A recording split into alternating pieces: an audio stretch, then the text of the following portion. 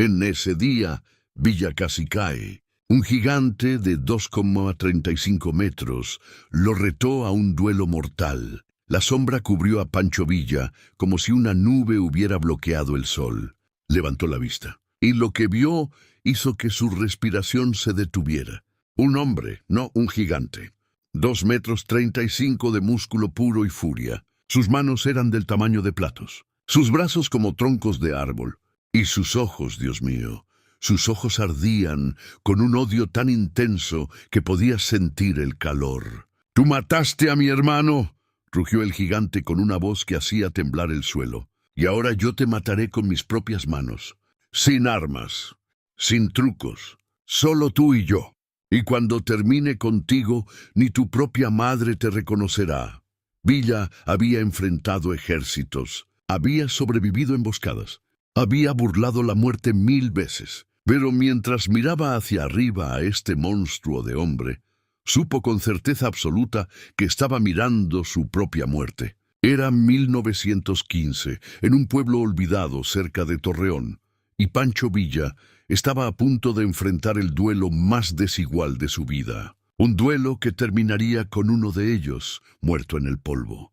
Y todos apostaban contra Villa. El gigante se llamaba Héctor Montes, y su historia era tan grande como su cuerpo. Había nacido en una familia de mineros en Durango, pero desde niño Héctor era diferente. A los 10 años medía 1,80 m, a los 15 2 metros. Y para cuando cumplió 20, era una montaña de hombre que todos miraban con una mezcla de asombro y miedo. Héctor trabajaba en las minas. Su fuerza era legendaria. Podía cargar rocas que 3 hombres normales apenas podían mover.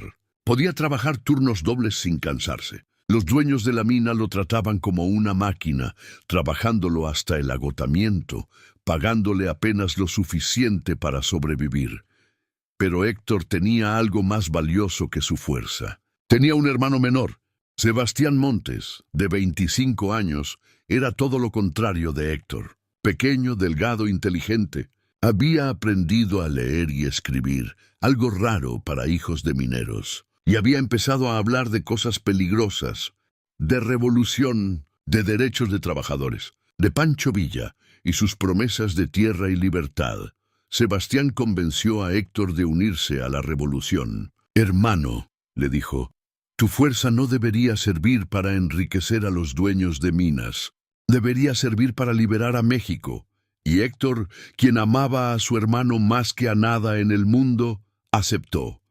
Ambos se unieron a la División del Norte en 1914. Villa los recibió con brazos abiertos. Sebastián por su inteligencia, Héctor por su fuerza.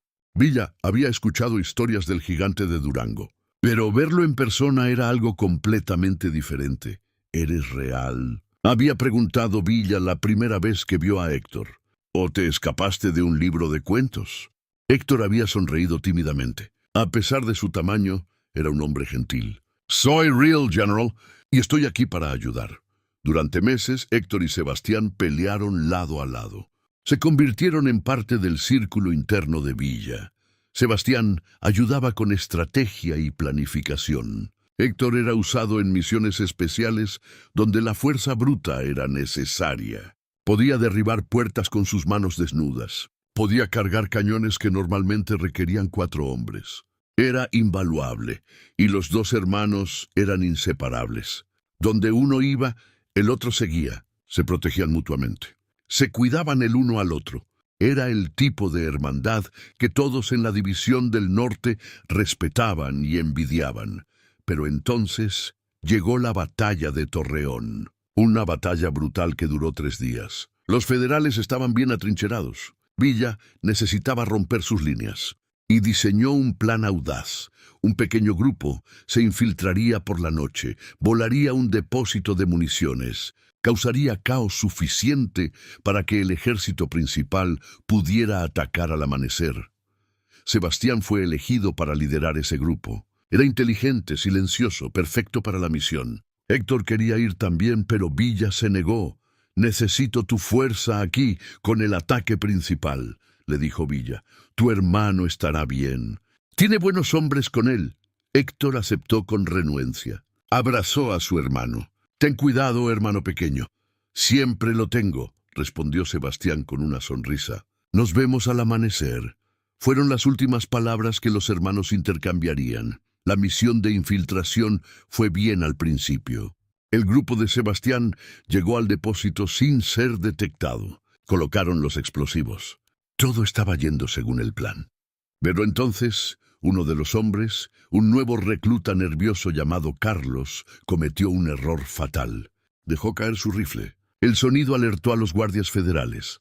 Lo que siguió fue un tiroteo caótico. El grupo de Sebastián intentó escapar, pero los federales los tenían rodeados. Sebastián dio órdenes de retirarse, pero Carlos entró en pánico. En su miedo, detonó los explosivos prematuramente.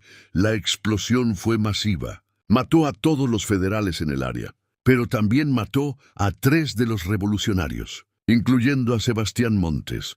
Cuando Héctor escuchó la explosión antes de tiempo, supo que algo había salido mal. Corrió hacia el depósito ignorando las órdenes de Villa de quedarse en posición. Llegó para encontrar escombros, fuego y cuerpos. Encontró a su hermano entre los muertos. Sebastián había recibido metralla en el pecho. Había muerto instantáneamente. Su cuerpo todavía sostenía su rifle, como si incluso en muerte había estado listo para pelear. Héctor cayó de rodillas. Sostuvo el cuerpo de su hermano y lloró. Su llanto era tan profundo, tan desgarrador, que los hombres que lo escuchaban sentían lágrimas en sus propios ojos. Era el sonido de un alma rompiéndose. Villa llegó poco después. Vio la escena. Sintió una pesadez en su corazón. Había perdido muchos hombres, pero había algo particularmente trágico en esto. Los hermanos que habían sido inseparables ahora estaban separados para siempre. «Héctor», dijo Villa suavemente, acercándose al gigante llorando. «Lo siento». Sebastián era un buen hombre, un héroe. Héctor levantó la vista. Sus ojos, normalmente gentiles, estaban llenos de algo terrible. Dolor mezclado con rabia. «¿Quién lo hizo?», preguntó Héctor, su voz ronca. «¿Quién detonó prematuramente?». Villa dudó. Sabía que decir la verdad podría llevar a más violencia, pero también sabía que mentir a Héctor sería peor. Fue Carlos, el nuevo recluta. Entró en pánico. «¿Dónde está? Héctor, escúchame. ¿Dónde está?». El rugido de Héctor hizo que todos retrocedieran. «Murió en la explosión», respondió Villa. «Carlos también está muerto». Héctor miró el cuerpo de su hermano. Luego miró a Villa. «Pero la misión fue tu idea. Tú lo enviaste allí. Tú elegiste a Carlos para el grupo. Tú...». Se detuvo. Cerró los ojos. Y cuando los abrió de nuevo, algo había cambiado. La gentileza se había ido. Solo quedaba furia. «Tú mataste a mi hermano», dijo Héctor levantándose. Con su hermano todavía en brazos, caminó hacia donde estaban enterrando a los muertos. Depositó suavemente a Sebastián, besó su frente y se alejó sin mirar atrás. Villa lo dejó ir. Sabía que Héctor necesitaba tiempo para procesar su dolor. Lo que Villa no sabía era que Héctor había tomado una decisión que cambiaría todo. Durante los siguientes 3 días, Héctor no habló con nadie. No comió, apenas bebía agua, solo se sentaba junto a la tumba de su hermano, silencioso, inmóvil como una estatua. Los otros hombres le daban espacio. Todos entendían el dolor de perder a un hermano, pero en el 4.º día, Héctor se levantó. Caminó directamente al centro del campamento, y con una voz que todos podían escuchar, hizo una declaración que dejó a todos helados. «Pancho Villa, te desafío a duelo. Tú mataste a mi hermano, y yo te mataré a ti». El campamento se volvió completamente silencioso. Todos miraban a Héctor, luego a Villa. Esperando ver qué pasaría, Villa salió de su tienda. Miró a Héctor, vio el dolor en sus ojos, vio la determinación. «Héctor», dijo Villa calmadamente, «entiendo tu dolor, pero no fui yo quien mató a tu hermano. Fue un accidente de guerra». Carlos entró en pánico. «Tú elegiste a Carlos», interrumpió Héctor. «Tú lo pusiste en ese grupo sabiendo que era nuevo, nervioso, y mi hermano pagó el precio de tu error». Villa no podía negar eso. Tenía razón. Villa había elegido a Carlos para la misión, Había subestimado el riesgo de poner a un hombre sin experiencia en una operación tan peligrosa. Y Sebastián había pagado el precio. Tienes razón, admitió Villa, su voz pesada. Fue mi error. Y cargo con esa responsabilidad. Pero matarme a mí no traerá de vuelta a Sebastián. No, concordó Héctor. Pero me dará justicia. Me dará venganza. Y me dejará morir sabiendo que mi hermano fue vengado. Héctor, por favor, piensa en esto. Ya pensé. El gigante dio un paso adelante. Durante 4 días pensé en nada más. Y mi conclusión es esta. Tú me debes la vida de mi hermano. Y voy a cobrar esa deuda. Acepta mi desafío o te mataré donde estás parado. Villa miró alrededor. Todos sus hombres observaban. Si rechazaba el desafío, perdería respeto. Los hombres verían cobardía, pero si aceptaba, probablemente moriría. Héctor era el doble de su tamaño. Tenía el doble de su fuerza. En un combate cuerpo a cuerpo, Villa no tenía ninguna posibilidad, pero Villa era quien era por una razón. No por fuerza física, sino por coraje. Por nunca dar un paso atrás. Por aceptar cualquier desafío, sin importar las probabilidades. Acepto tu desafío, dijo Villa claramente. ¿Cuándo y dónde? Aquí, ahora, sin armas. Solo nuestras manos. Villa asintió. Comenzó a quitarse su chaqueta. Sus hombres lo rodearon protestando. General, esto es una locura, dijo Fierro. Ese hombre te matará. Déjame pelear por ti.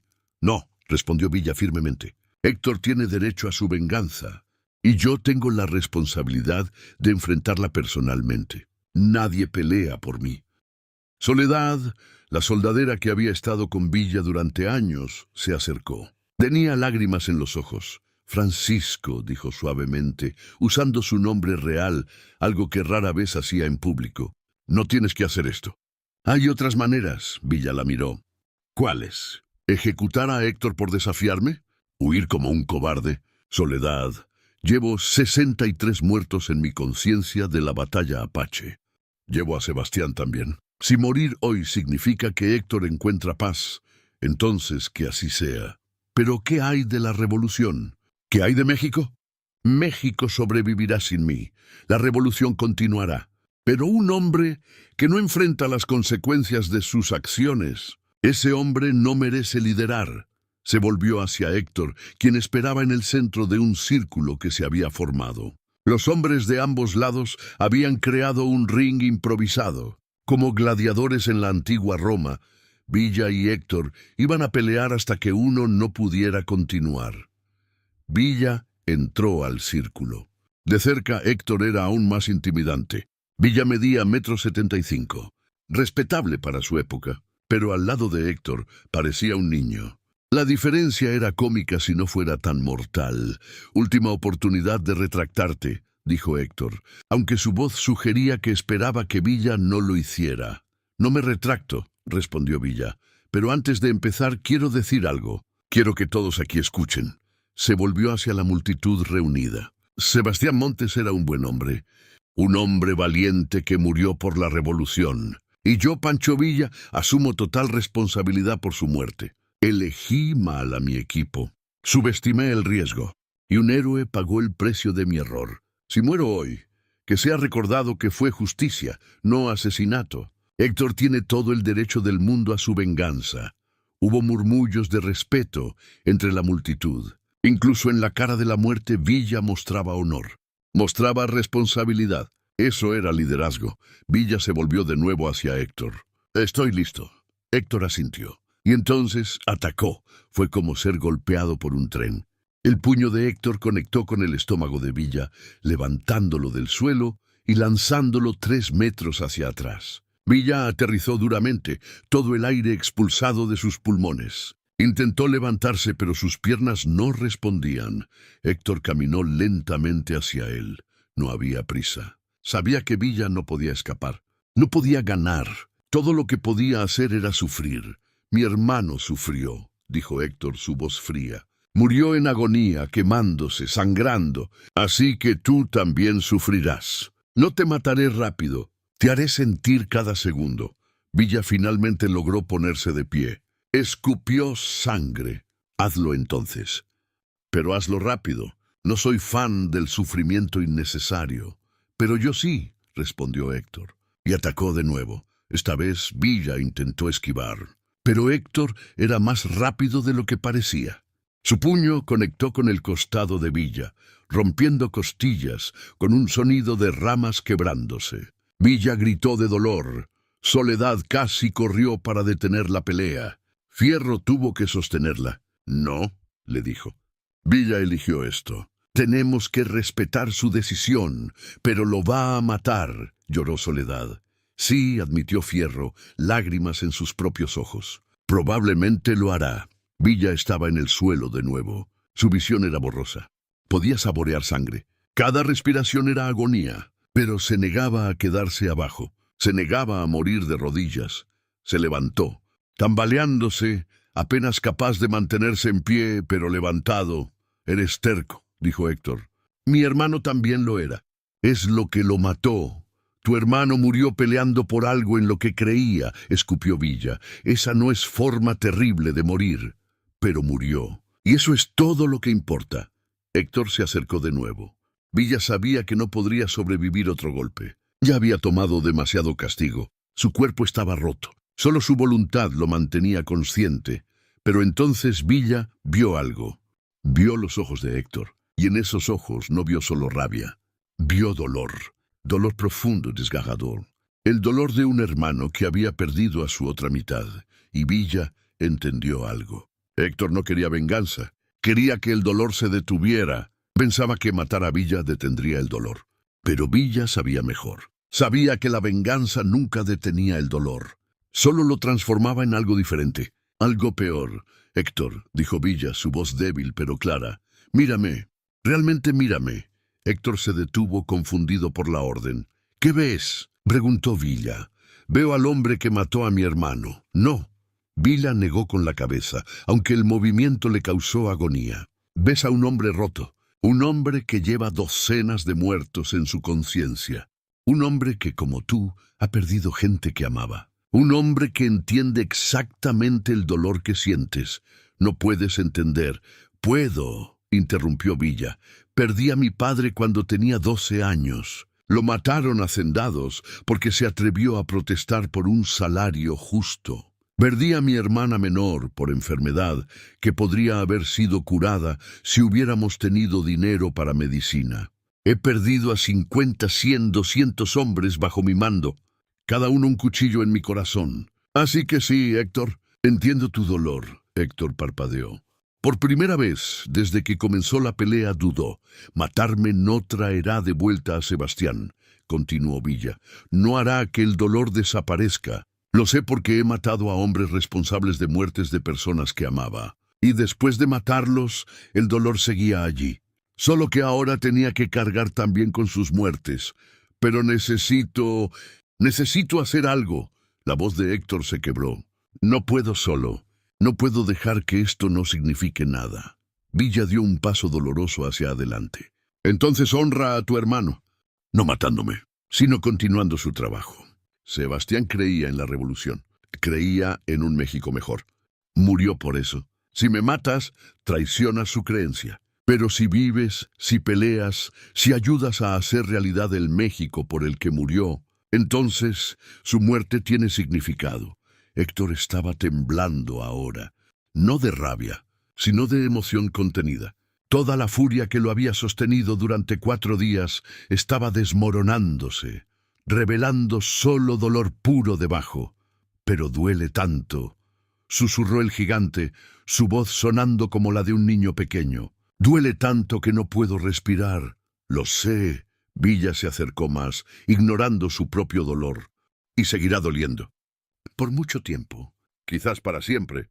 Pero el dolor es prueba de que amabas. Y eso es algo hermoso, aunque no se sienta así ahora. Héctor cayó de rodillas. Sus manos masivas cubrían su rostro.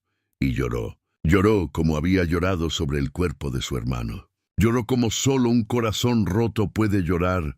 Villa, a pesar de sus costillas rotas y su cuerpo magullado, se arrodilló junto al gigante. Puso una mano en su hombro masivo. Llora, hermano, dijo suavemente. Llora por Sebastián. Llora por todo lo que perdiste. Y cuando termines de llorar, levántate y sigue peleando, no por venganza, sino por el sueño que tu hermano tenía. Los hombres alrededor del círculo observaban en silencio. Muchos tenían lágrimas en sus propios ojos, porque todos habían perdido a alguien. Todos entendían el dolor de Héctor, y todos entendían la sabiduría de Villa. Soledad finalmente se liberó del agarre de fierro y corrió hacia Villa. Se arrodilló junto a él, examinando sus heridas. «Idiota», dijo entre lágrimas. «Glorioso, noble, estúpido idiota. Casi te mata, pero no lo hizo», respondió Villa con una sonrisa dolorosa. «Porque al final Héctor es un buen hombre. Solo necesitaba que alguien le recordara eso». Los siguientes días fueron difíciles para ambos hombres. Villa pasó una semana en cama recuperándose de sus heridas. 3 costillas rotas, hematomas masivos y una conmoción cerebral. El médico del campamento dijo que Villa había tenido suerte. Otro golpe y podría haber muerto. Héctor no salió de su tienda durante esos días. Procesaba su dolor, lloraba, recordaba a su hermano. Y lentamente, muy lentamente, comenzaba a aceptar que Sebastián se había ido. En el 8º día, Héctor finalmente emergió. Caminó directamente a la tienda donde Villa se estaba recuperando. Entró sin pedir permiso. Soledad, quien cuidaba a Villa, se tensó, lista para gritar por ayuda. Pero Héctor no venía a pelear. Venía a hablar.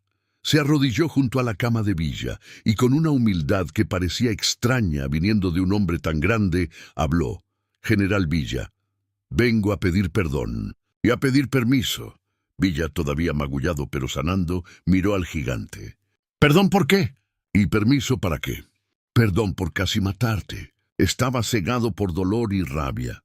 Tú tenías razón. Matarte no habría traído de vuelta a Sebastián. Solo habría agregado otra muerte sin sentido».